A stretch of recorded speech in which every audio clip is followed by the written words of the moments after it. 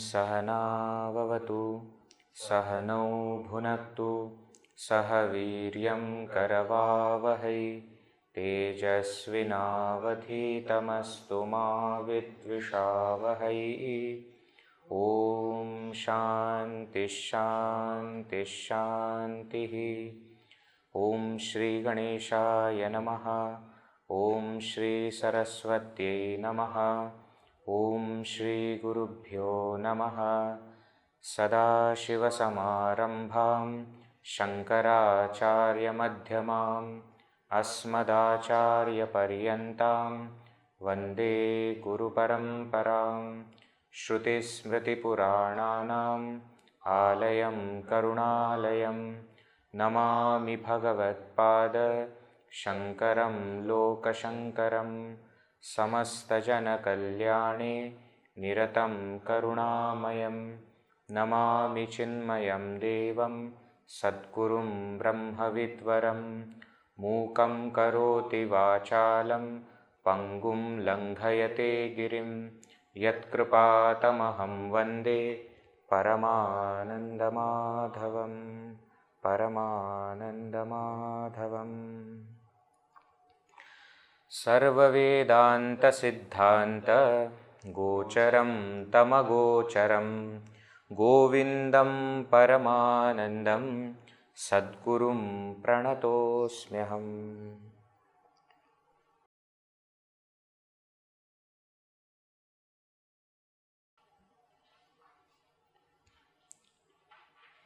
In the Brihadaranyaka Upanishad, there is one very famous quote. Shruti quotation is there. Atmavare drashtavya, shrotavyo, mantavyo, nididhyasitavya.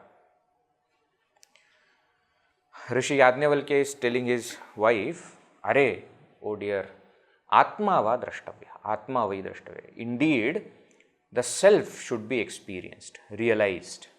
How? Shrotavya, mantavya, nididhyasitavya. Through the process of Shravana, Manana and Nididhyasana. Now these are the terms which are not new for us. We have understood what is Shravana, what is Manana and what is Nididhyasana. Now if in the context of Vivekachoodamani we see, right at the beginning, the second shloka which gives the entire table of contents for entire Vivekachoodamani, Jantunam narajanma durlabham atah pumstvam tato viprata tasmat vaidika dharma marga parata vidvatvam asmat param. Now that vidvatvam is Shravana. Correct. Then came Atma Anatma Vivechanam, that is Manana. Then came Swanubhavaha, which is Nididhyasana. And then the step comes Brahmatmana Samsthitihi. That is the step we are at right now.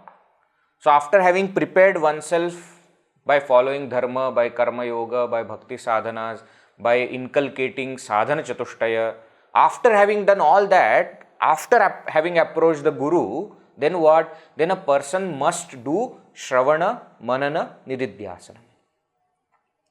Now technically speaking, Shravana, Manana, Nididhyasana is over, the topic should be closed. But that doesn't happen because even in Nididhyasana, what is Shravana? Shravana is listening to the knowledge of scriptures which tells me that I am that Brahman. Manana is to reflect independently on that knowledge and remove all kinds of wrong notions or doubts that we have regarding that topic. How can I be that? Which of me am that?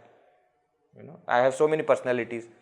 So removing all kinds of doubts and reflecting clearly, that is what is manana. So when that step came here in Vivekachoodamani, we saw the distinction between not self and self, how self is different from not self, and what all is taken as not self, isn't it? Whether it is three shariras or panchakoshas or avasthas, etc., all these topics were taken for us to understand that, okay, this is how we have to reflect, right? So in this way, having done Shravana and Manana, now what? Now that knowledge has to become part of me.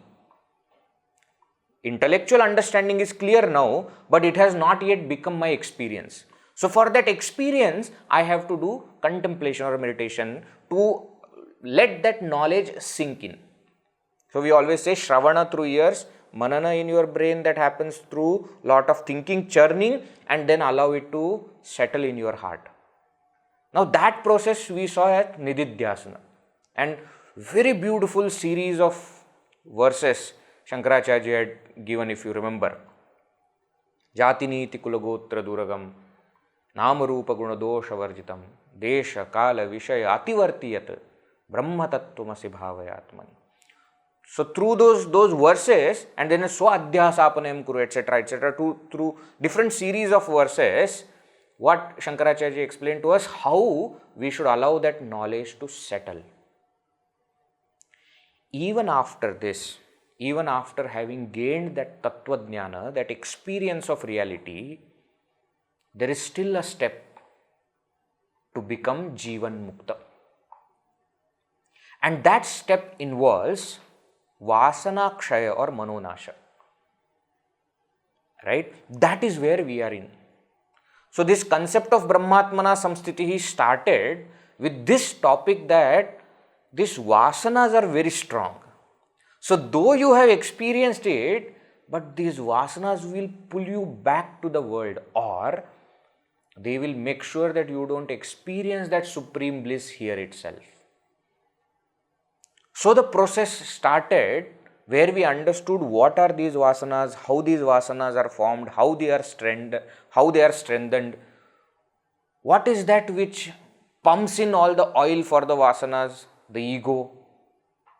Then we saw ego also, how strong it is, and even after having destroyed it once, it will come back to life if we allow the mind to do Vishayanuchintan. And therefore, ego has to be handled very, very carefully.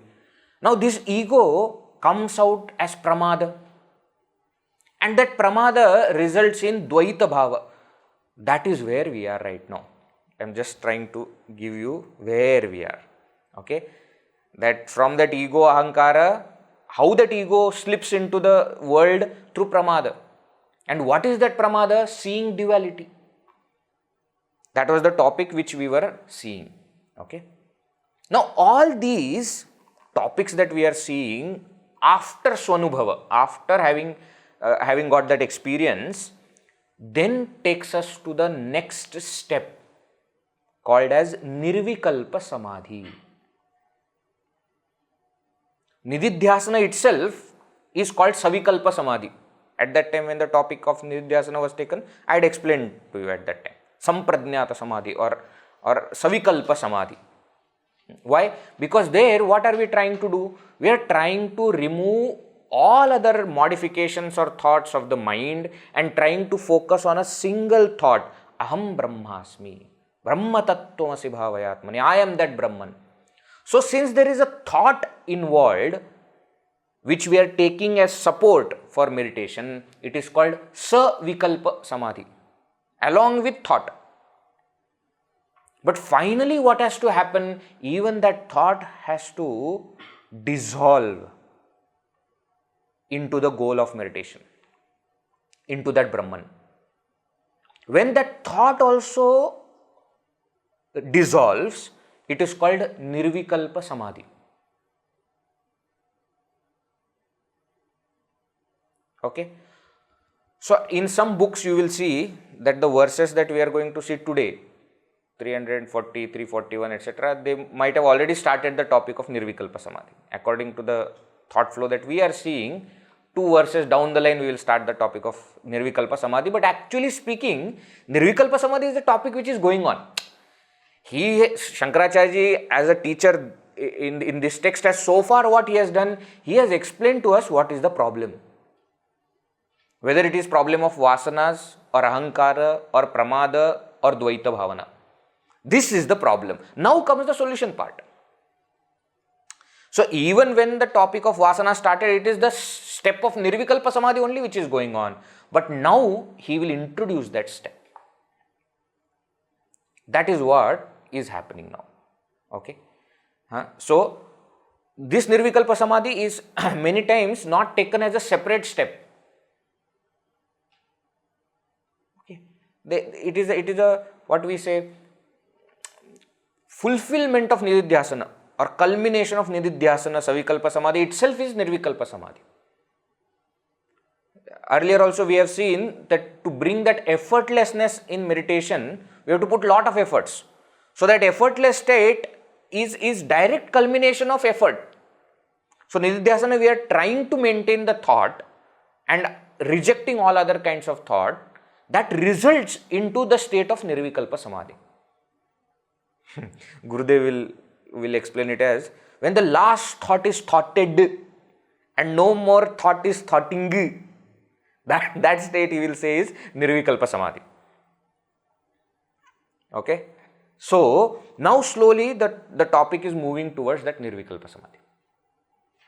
So in the Brihadaranyaka Upanishad mantra, if you see, Atmavari Drashtavya, Shrotavyo, Mantavyo, Nididhyasitavya. In that Nididhyasitavya only this Nirvikalpa Samadhi step also is included. It is not separately said. Okay, that is how it is. Now in the last session, we were continuing the topic of how Dvaita Bhavana, how seeing the duality creates all kinds of problems. And therefore, what does a seeker do, or what should a seeker do? So we saw verse number 334 onwards in the last session that the seeker should end the identification and experience the identity. I hope these two words became clear in the last session. Identification means what? There are two things that appear to be one. Identity, one thing which appears to be as two, which is to be understood as one.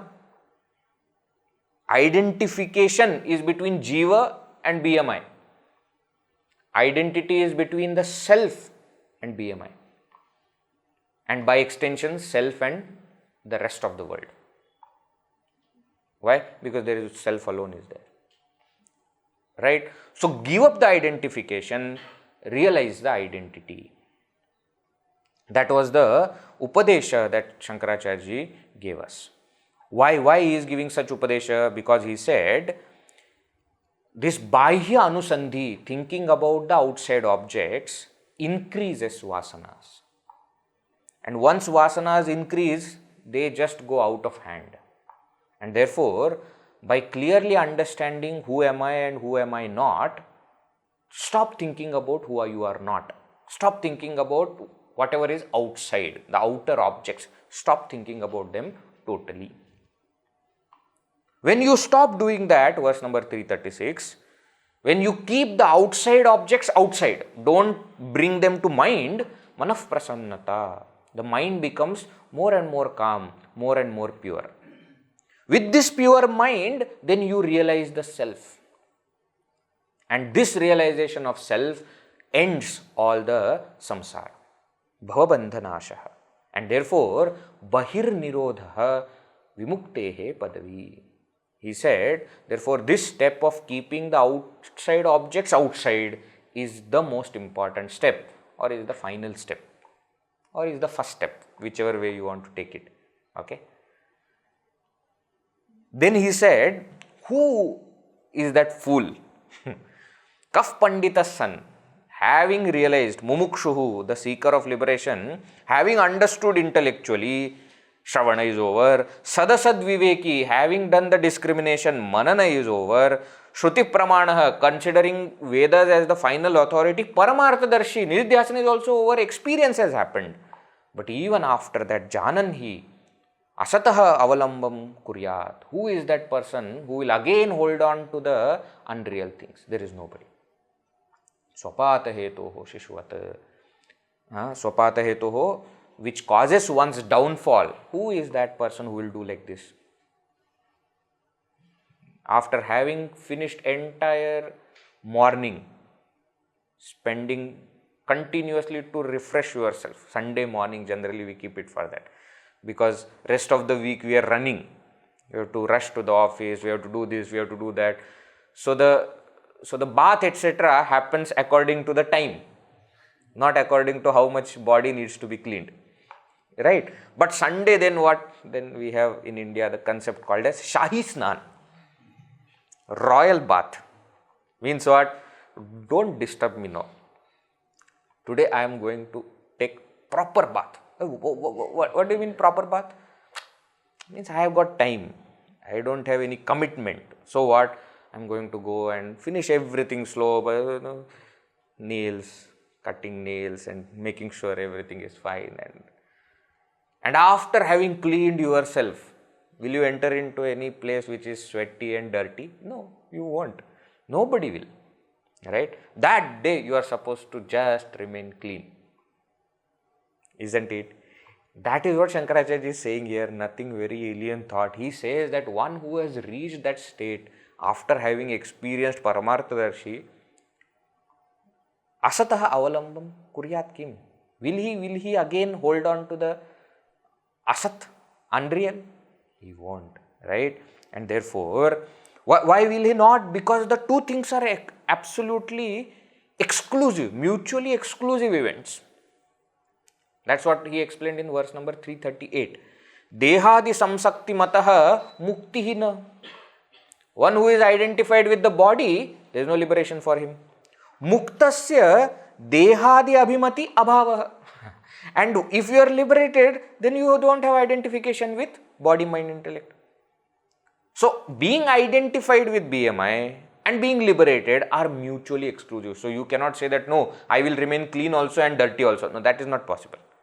Either you will remain clean or you will become dirty.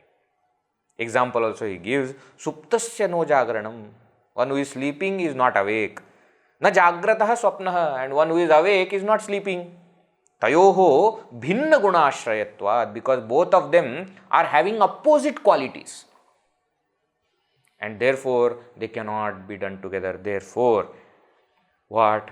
Antarbahiswam sthirajangameshu jñātva ātmanā ādhārataya vilokya. Understanding that oneself, swam, as oneself, which is antah bahihi, inside and outside. Sthira jangameshu, which is in the sthira, immovable things, and jangameshu, and in the moving beings. In all, there is only one self. Jñātva, understanding this. Atmana ādhārataya vilokya. Seeing that oneself as the substratum of everything. Tyakta akhila upadhihi. Having given up identification with all the conditionings. Akhanda rupaha, being full, infinite. Purnātmana, sun. Yaha purnātmana sthitaha, one who remains as that infinite self. Eshaha mukta. Such a person is called as Jivan Mukta Purusha. Stri also possible. Such a person is called as liberated while living. Jivan Mukta. Right? Now, last two verses to complete this topic, he says that this plurality or duality, which is caused because of the identification with the BMI, is to be given up. To what extent it is to be given up, that extent is given now in next two verses. And he brings one more word or one more concept here. Let us see. Verse number 340. Sarvātmanā bandhavimuktihetuḥ.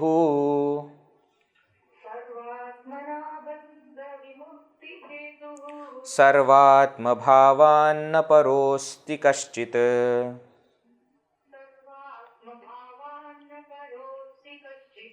dṛśyāgrahe satyupapadyate'sau.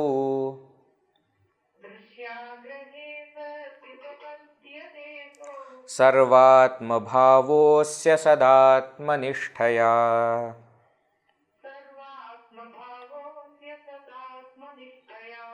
sarvātmanā bandhavimuktihetuḥ sarvātmabhāvānna paro'sti kaścit dṛśyāgrahe satyupapadyate'sau sarvātmabhāvo'sya sadātmaniṣṭhayā.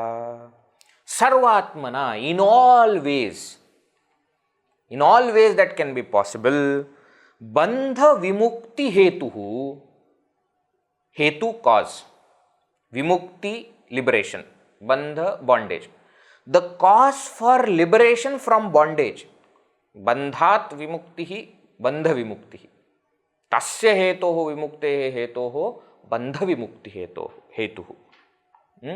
So, bandhavimuktihetuḥ, the cause for liberation from bondage.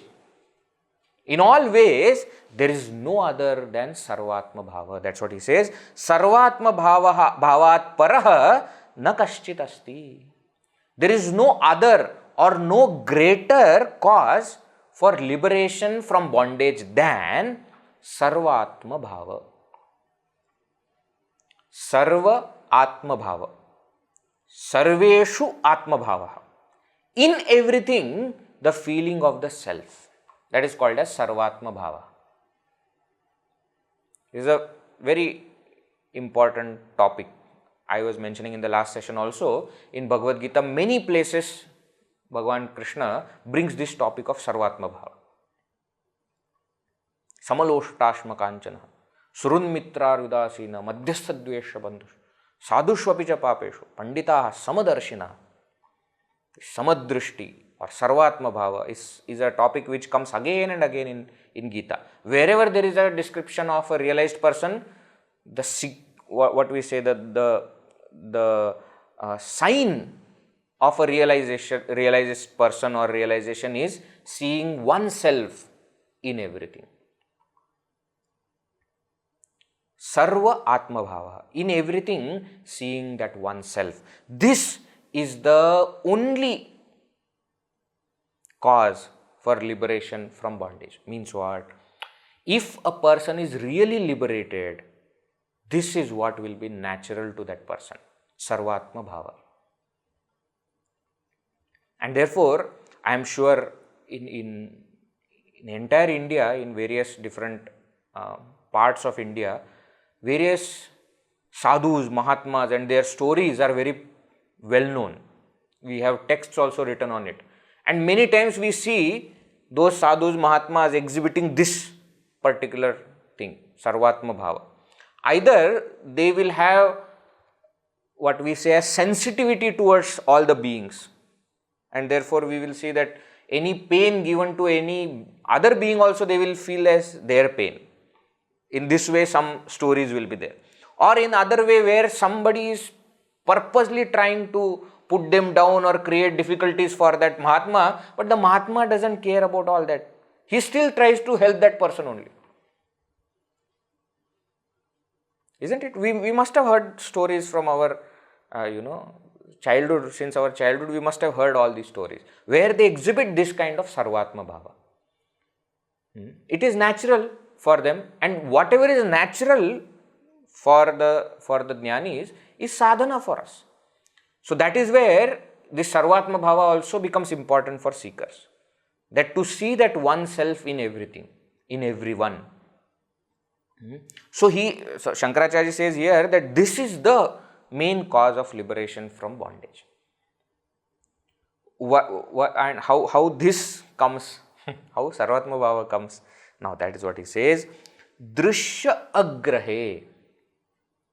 Please note that word. dṛśyāgrahe. First word. Not agrahe. It is dṛśyāgrahe. A means not. Graha means grahanam. To catch. Dṛśya is that which is seen. The world. So dṛśyāgrahaṇaṃ or dṛśyāgraha means not experiencing the world or not holding the world to be real.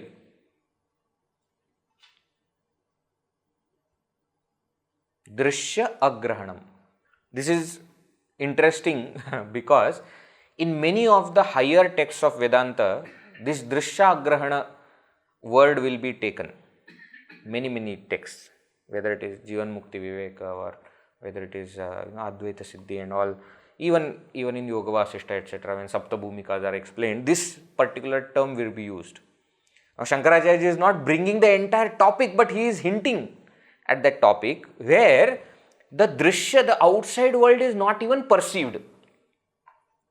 Dṛśyāgrahe sati asau sarvātmabhāvah upapadyate. See the verse. Dṛśyāgrahe sati upapadyate asau sarvātmabhāvah. This sarvātmabhāva comes, upapadyate, is born. From what? Emerges from where? Dṛśyāgrahe sati, when the entire world is not experienced. Means what? When you see nothing other than yourself. I always give reference of one English movie called Matrix. And in that Matrix movie, those who have seen, at the end, that the one, whom they refer to as the one, he starts to see the entire world as that matrix, as that green lines. And then what? Then that dvaita bhava, plurality, vanishes. Okay? Of course, in Vedanta we go one step further. Matrix is Maya. Seeing everything as Maya is one step. Next step is seeing everything as one's own self. That this person has done. So the world is not seen as something different from oneself. In other words, dṛśyāgrahe means dṛśya is not seen as dṛśya.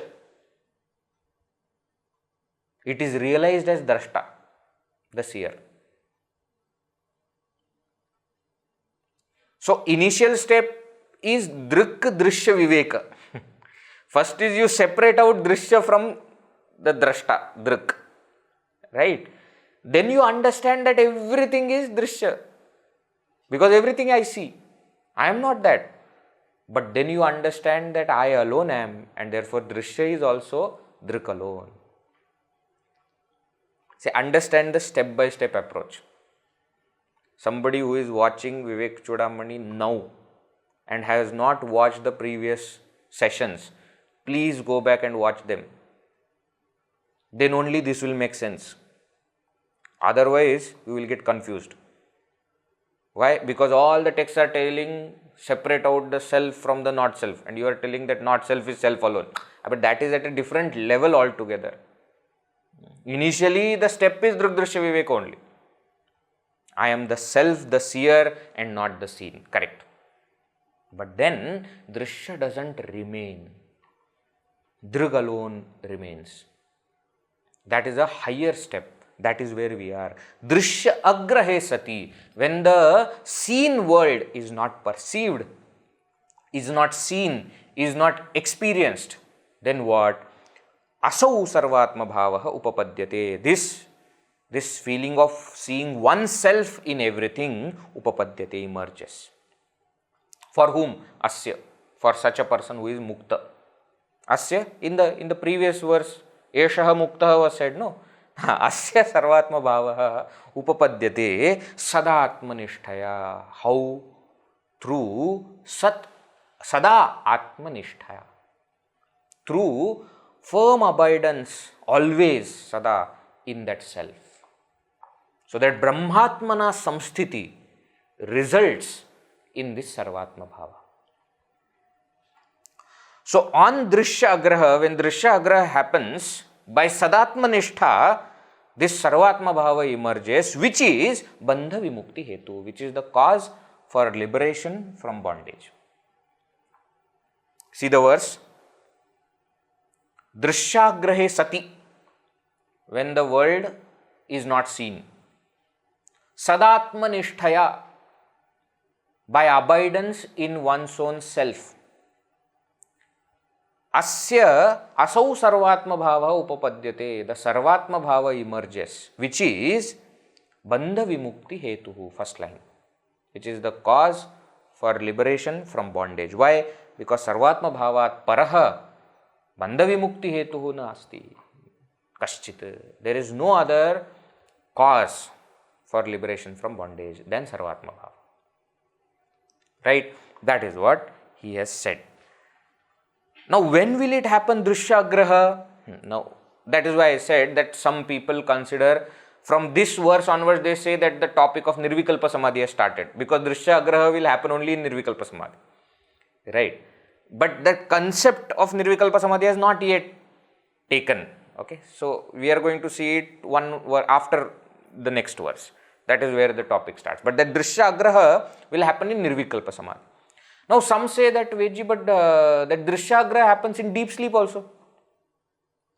When you are in deep sleep, there is no dṛśyagrahana. There is no object of the waking or dream which you are having in the deep sleep. Yes, but that is because of tamas.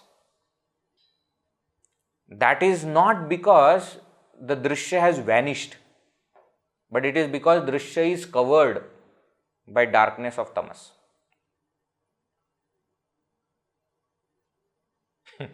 In our house, there is one room or one area where everything is kept haphazardly. Isn't it? One corner is there, storeroom. And there that storeroom, how that storeroom is, no?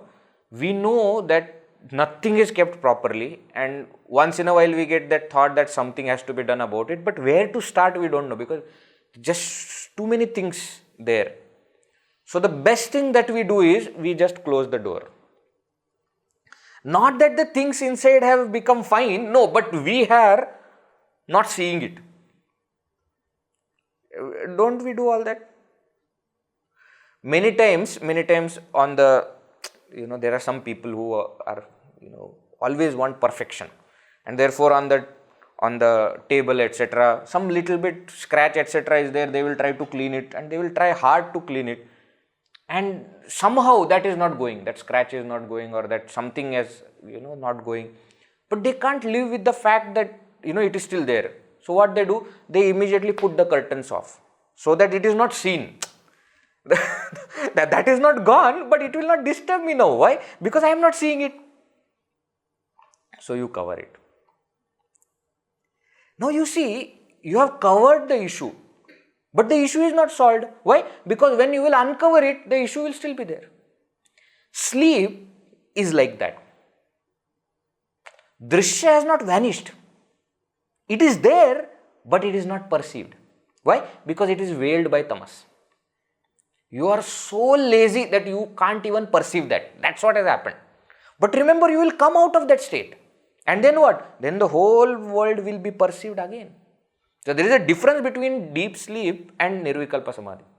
In both there is no dṛśyāgrahe. Please, in both there is no dṛśyagrahana.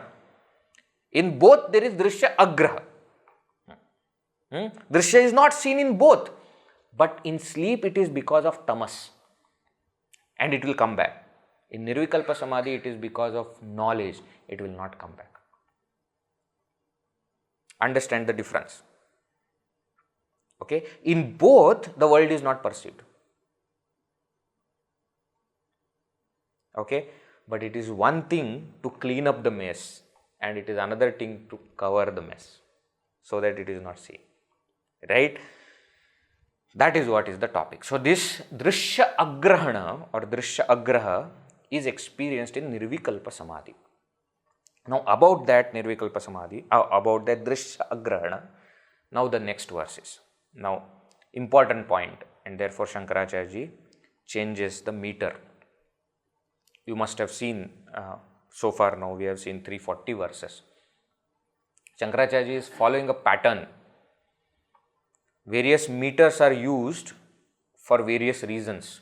You must have seen Anushtup and Trishtup are generally used to develop a topic. The two verses that we were chanting, some Anushtup is like Gita verses, 8, small verses. Then there is this sarvātmanā bandhavimuktihetuḥ.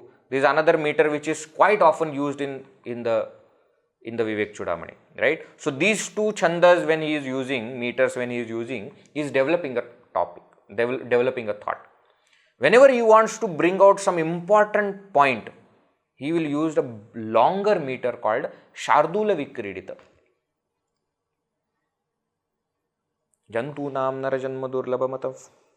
Now also, dṛśyasyāgrahaṇaṃ kathaṃ nu ghaṭate.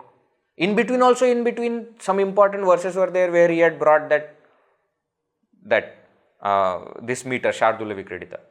Brahmanandarasānubhūti kalitaihi pūtai sushitairyutai yushmatva kalasho chitai, etc., etc. Right? So, dṛśyasyāgrahaṇaṃ kathaṃ nu ghaṭate. This is now, the meter is little longer. And whenever he wants to give any upadesha, he will use what is called as shikharini chandas. Tararararara, tararararara. Remember the tune? So that shikharini he will bring when he wants to give advice. Okay. Now he takes a important point is there, therefore he changes the meter, Shardula Vikridita. Let us read verse number 341. dṛśyasyāgrahaṇaṃ kathaṃ nu ghaṭate dehātmanā tiṣṭhatah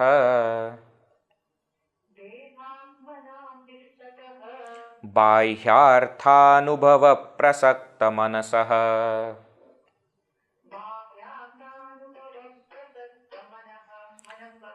tattvajñaiḥ kurvataḥ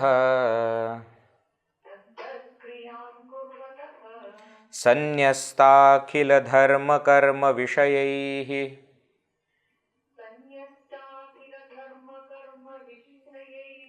nityātmaniṣṭhāparaiḥ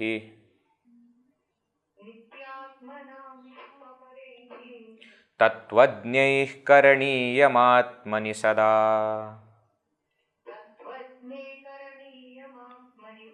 ānandecchubhiryatnataḥ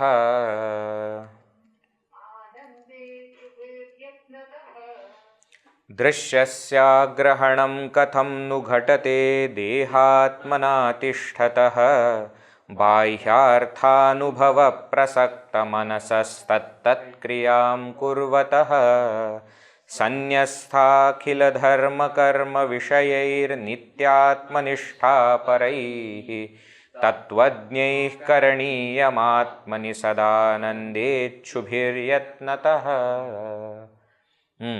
dṛśyasya agrahaṇaṃ kathaṃ nu ghaṭate. dṛśyasya agrahaṇaṃ.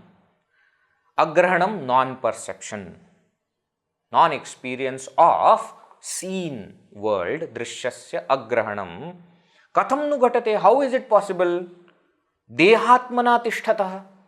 For a person who is staying with this feeling of deha atma, that I am this body, for a person who remains identified with the body, with the upadhis, how for such a person dṛśyasya agrahaṇaṃ is possible? It is not possible.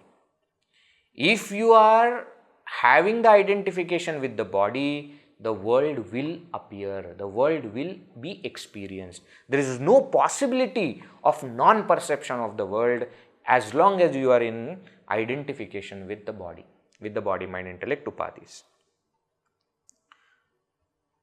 Bāhya artha anubhava prasakta manasah. Now that dehātmanā tiṣṭhatah, the one who remains in the identification with the body, is further explained. How is he? Bāhya, outside, artha, objects, anubhava, experience, prasakta, attached, manasah, for whom whose mind is. For the person whose mind is attached to the experience of outside objects. You see, bāhya artha anubhava prasakta manasah. For a person whose mind, manasah, is prasakta, attached to experience, anubhava, of outside objects, bāhya artha. For such a person whose mind is so much attached to the experience of the world, how can there be dṛśyagrahana? Now further explanation of the same person. Tat kriyam kurvataḥ. And not only is he identified with body, mind, intellect, not only is his mind focused on the world outside or attached outside, but he even is performing the actions to gain the joy from the outside world. Tat kriyam kurvataḥ, for the one who performs corresponding actions. What corresponding actions? To get the joy from the outside world. For such a person, dṛśyāgrahana is not possible. Means what? As long as we are identified with BMI, as long as we are attached to the experience of the world of objects, as long as we are performing actions to gain the joy from the world, so long the world will appear very much real. But then for whom this dṛśyāgrahe is possible? Next line. Sanyasta akhila dharma karma vishayaihi. By those people who have totally renounced, sanyasta, akhila sanyasta, totally renounced what? Dharma karma vishaya. All the dharma, duties, karma, actions, vishaya, objects. By those people who have totally renounced all the duties towards the world, all the actions and all the objects. Means what? Objects here means the longing for the experience of those objects, those who have renounced. Nitya atmaniṣṭhā paraihi. By those people who are ever established, nitya, nishtha, where? Atma, in the self, as para. Or Brahma, Nityatmaniṣṭhā paraihi, for by those people who consider that ever establishment in the self as the supreme. They don't go for anything else. They only want one thing, and that is the self. They don't want anything of the world to make them happy. By such people, tattvajñaiḥ, by the knowers of the reality, the knowers of truth, tattva, sadānandecchubhiryatnataḥ. You see, sadānandecchubhiryatnataḥ. By those people who are ichchubhihi, by those people who are desirous of what? Sadānanda. By those who are desiring eternal bliss, satānanda, or they want to be permanently happy. By them, what is to be done? Yatnataḥ karaṇīyam. With efforts, yatnataḥ, this should be done. Atmani karaṇīyam. Within oneself, they should do this.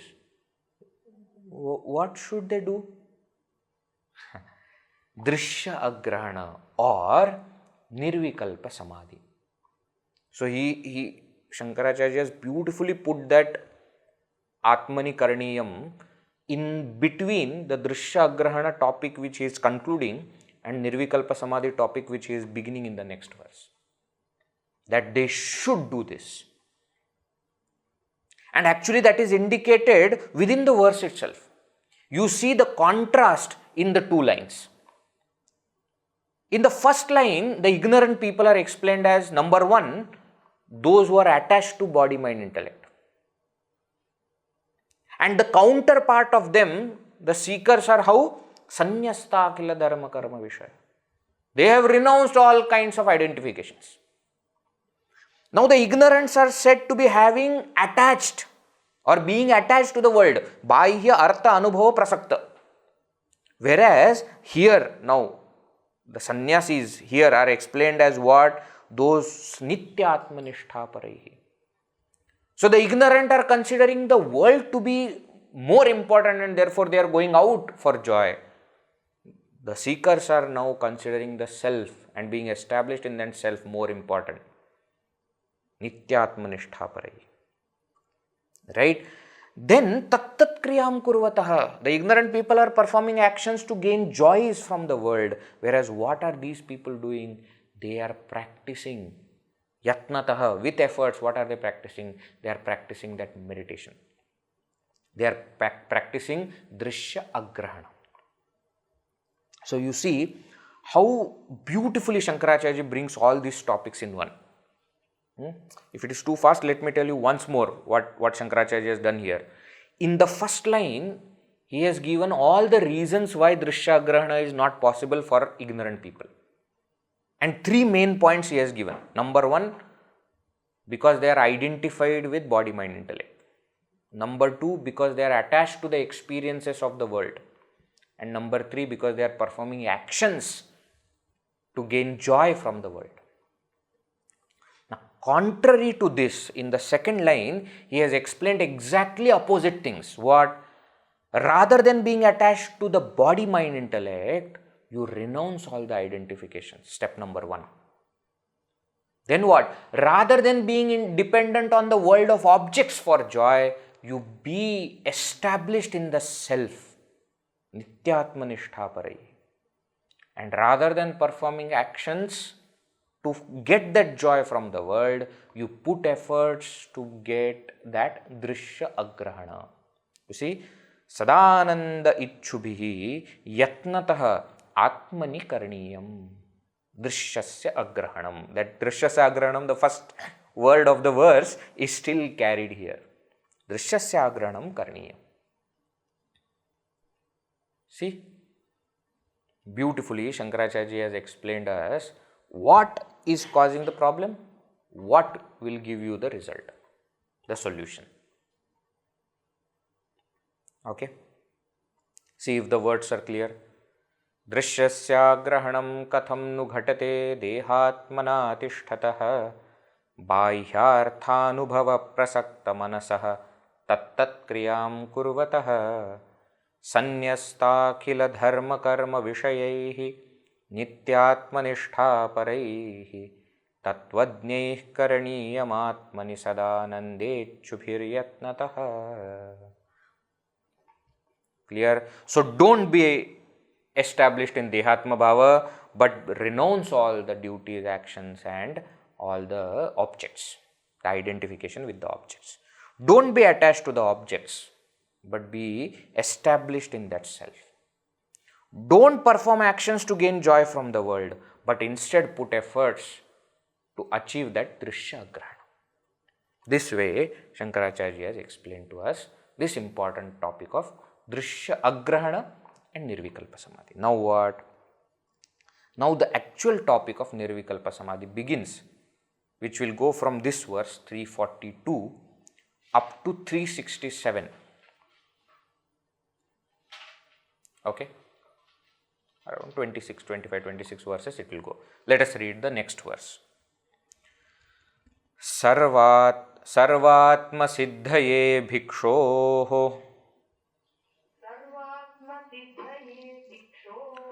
kṛtaśravaṇakarmaṇaḥ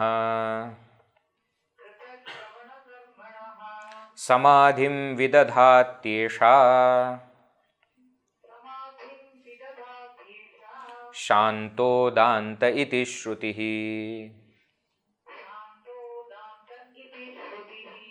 sarvātmasiddhaye bhikṣoḥ kṛtaśravaṇakarmaṇaḥ samādhiṃ vidadhātyeṣā śānto dānta iti śrutiḥ.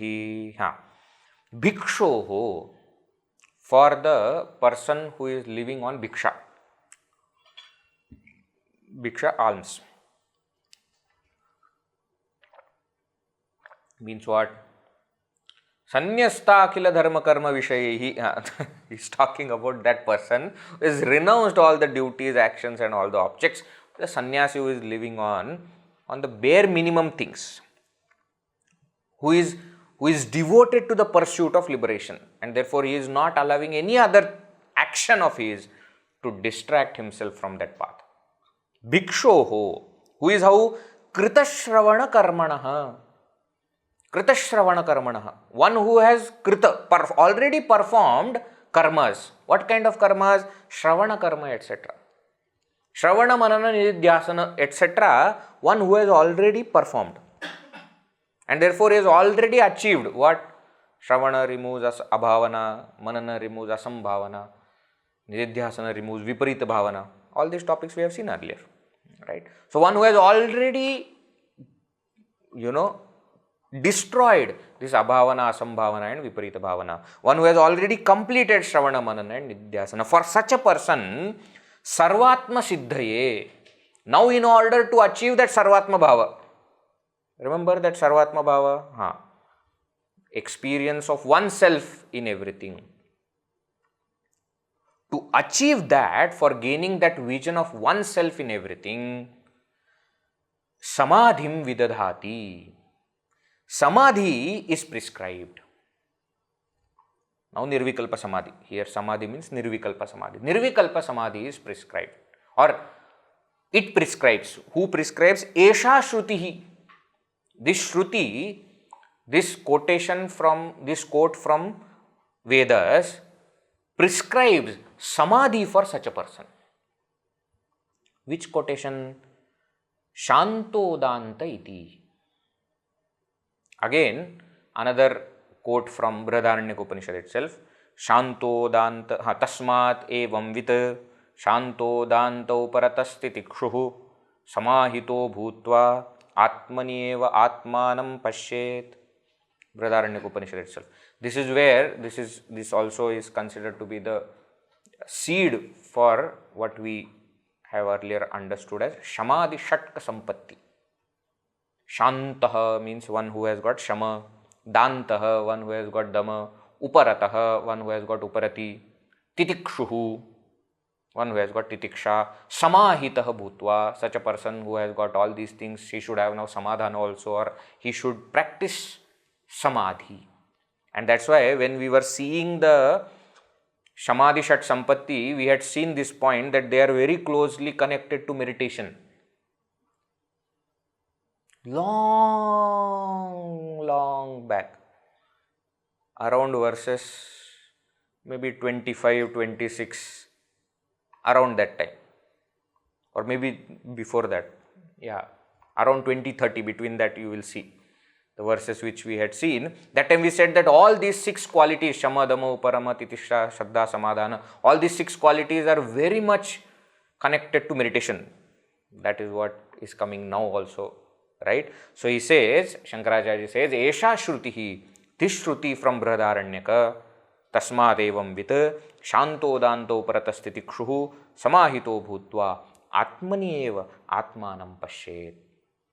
That person, having become shanta, danta, uparata, titikshu, now should practice samadhi, and what? Atmani eva atmanam pasyet, should see the self in oneself.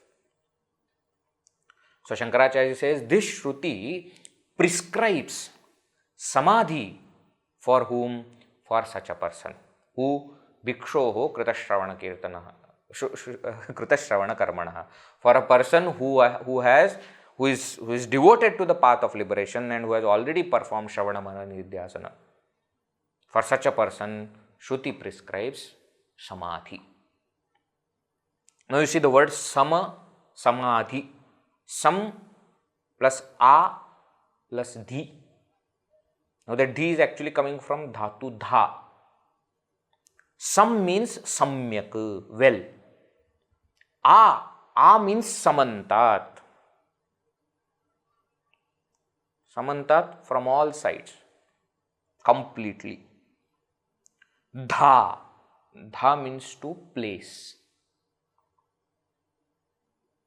Samyak adhanam, samadhanam or samadhi means perfectly well, complete placing of mind in Brahman. That is called as samadhi.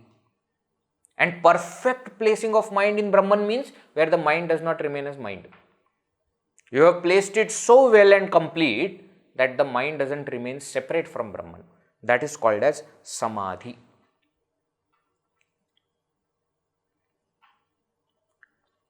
Okay, so placing mind completely, deeply in that supreme object of meditation, in that Brahman, that is called as samadhi. So here what happens? Mind gets transformed, not informed. Mind gets informed in the previous steps of Shravana Manana Nididhyasana. Mind is informed, you are Brahman. Now all the doubts are removed. Then what? Informed with more firmness, you are a Brahman. So you are Brahman, Shravana. You are Brahman. You are Brahman. Nididhyasana also happens that you are that. But now what? The information step is over. Now the transformation step has happened where mind becomes Brahman. Where that thought, Aham Brahmasmi, which we were maintaining, that also doesn't remain separate from Brahman itself. And that thought also merges in that Brahman. That is what is called as Nirvikalpa Samadhi. As I said, this is the Paripakva Avastha, culmination of Nididhyasana. Paripakva means ripened state. When Nididhyasana ripens, it is called as Nirvikalpa Samadhi. Nididhyasana itself is called as Savikalpa Samadhi. Right?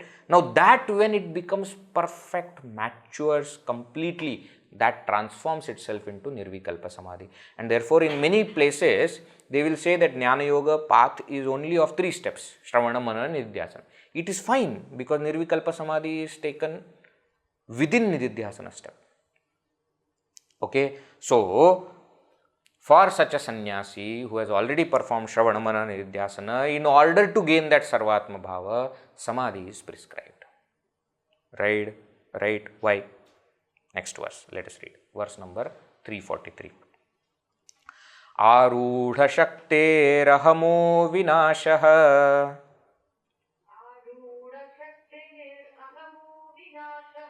kartum na shakyah sahasapi panditaihi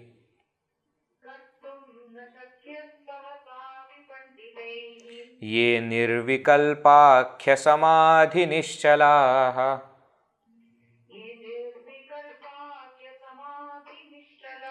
tānantarānanta-bhava-hi vāsanāh.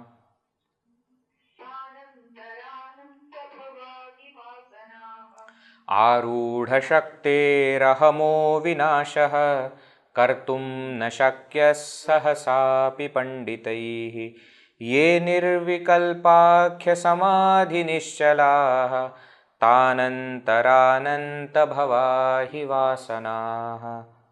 ārūḍhaśaktehe ahamaha, of this aham, of this ego, ārūḍhaśaktehe, who has come in power, who has ascended into power, vināṣah kartum na shakyah sahasa. It is not easily or suddenly possible to destroy this ahankara which has come into power, which has ascended. And ahankara is already ascended in all our life.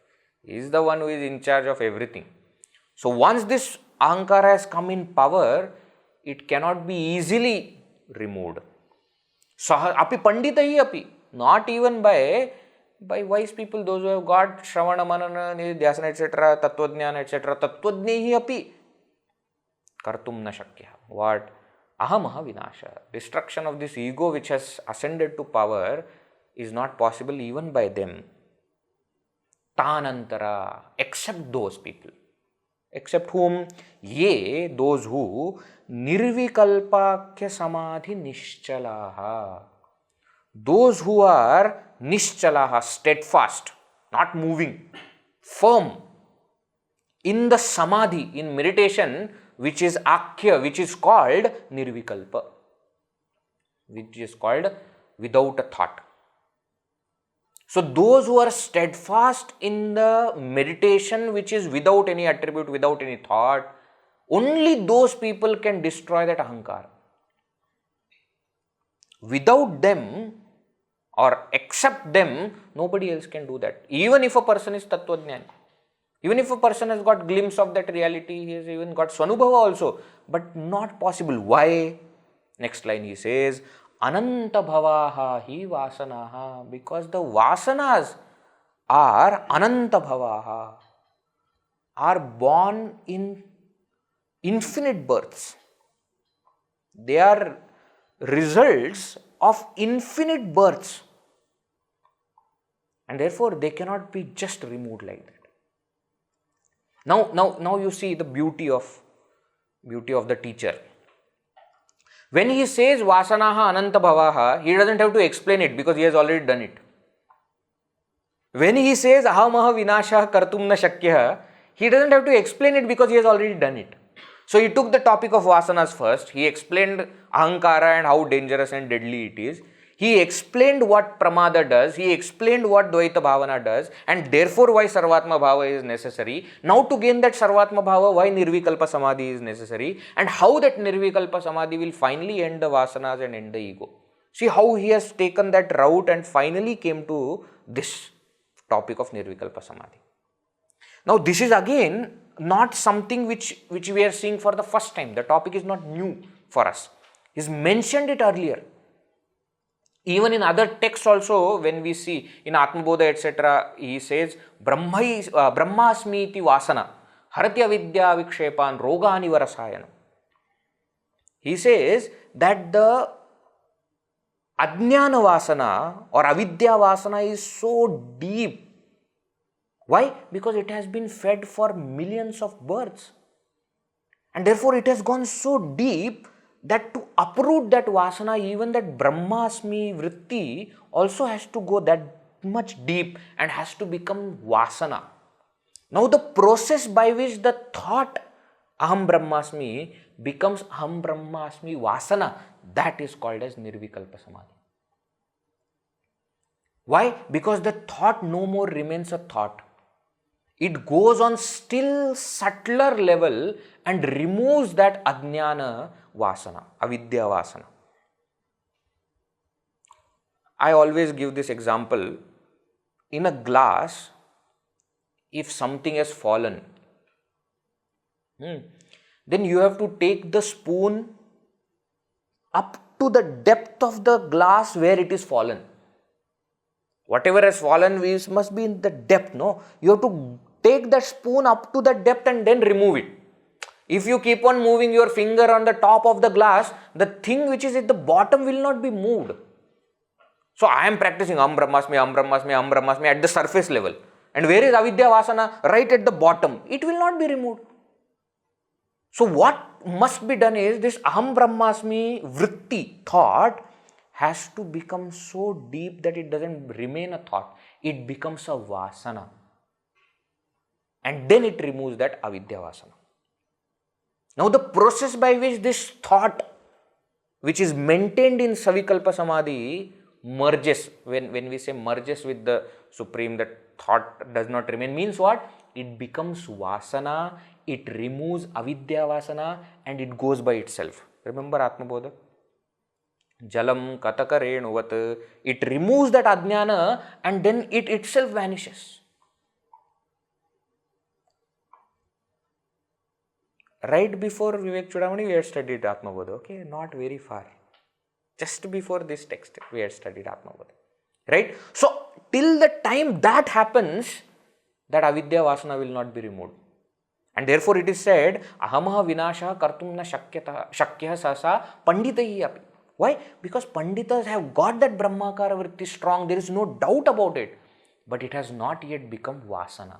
So, unless through nirvikalpa samadhi, that aham brahmasmi vritti becomes so deep and subtle that it is capable of removing avidya vasana, ajnana, what we call, till that time this ahankara is not gone, vasana is not totally gone, and jivan mukti avastha, the state of being liberated while living, is not experienced.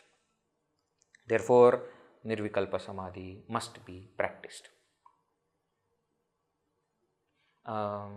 Vedji, just one doubt, please, can you answer?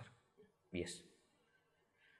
What about Nachiketas etc.? You know, those people, when did they sit for nirvikalpa samadhi etc.? Those who are uttamadhikaris, Shravana itself does all these things. They don't require manana, nididhyasana, nirvikalpa samadhi etc. Not required.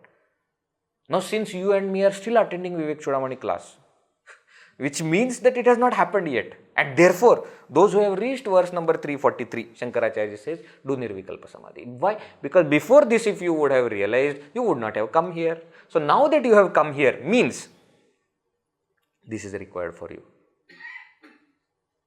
Okay, that is something that we must understand.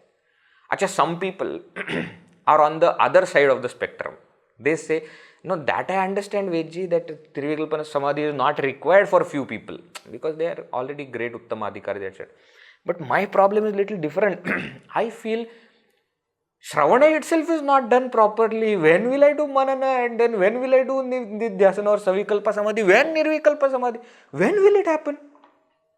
It's too far. I don't know why I am studying this.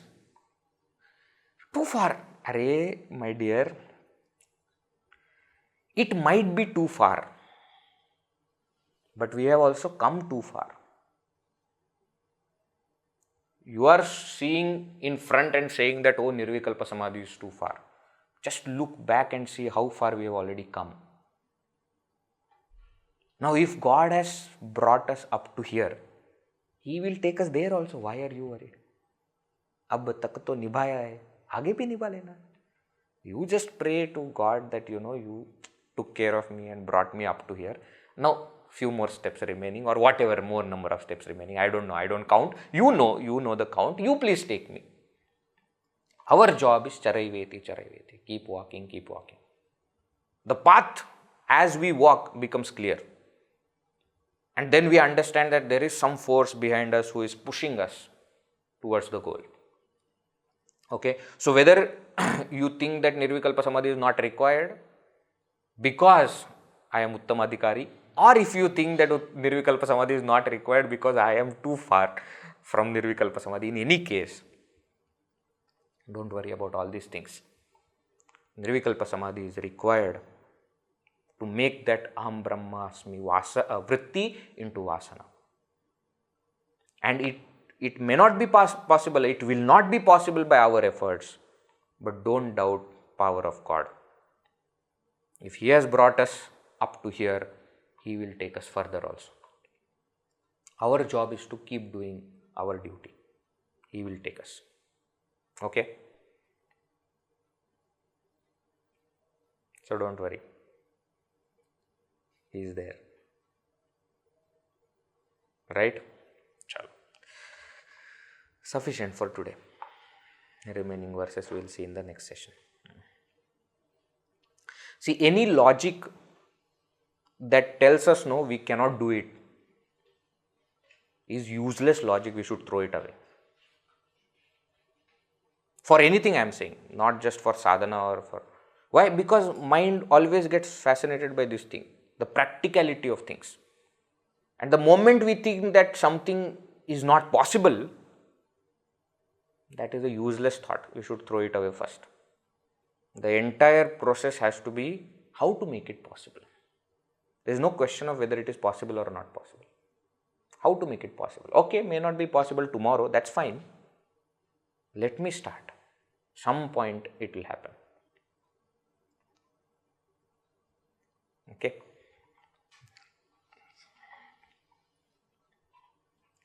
Om Purnamada Purnamidam Purnat Purnamudachyate Purnasya Purnamadaya Purnameva Vashishyate.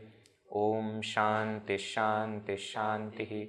Harihi Om Shri Gurubhyo Namaha. Harihi Om. Hari Om.